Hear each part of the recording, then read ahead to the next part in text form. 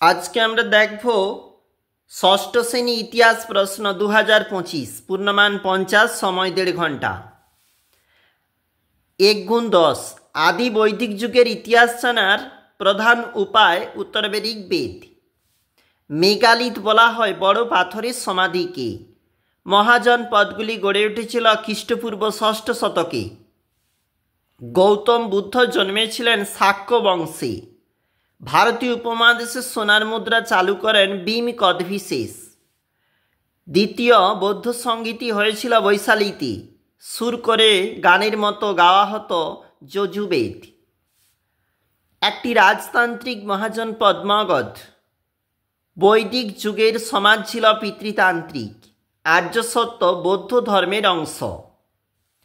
1 × 10 ঋগ্বেদে কোন সিংহের উল্লেখ আছে? মুজবন্ত।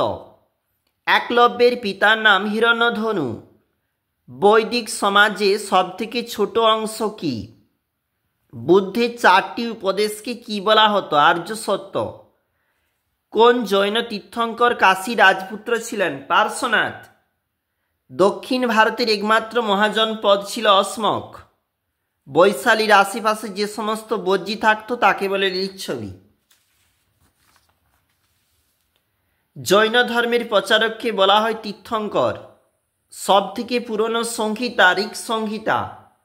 মহাস্থানগড় কোথায় অবস্থিত? বাংলাদেশের বগুড়া জেলায়। নিচের প্রশ্নগুলি 2 নাম্বার করে রয়েছে। অষ্টাঙ্গিক মার্গ কি?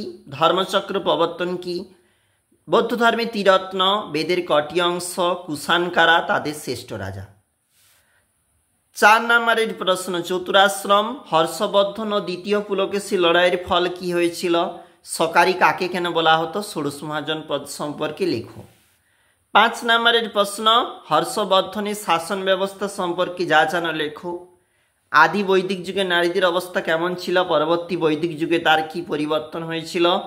অশোকের ধর্ম ব্যাখ্যা করো। আর্যদের শিক্ষা ব্যবস্থা কীরূপ ছিল? অবশ্যই দেখবে। আমরা দেখছিলাম ষষ্ঠ শ্রেণীর ইতিহাসের প্রশ্নপত্র।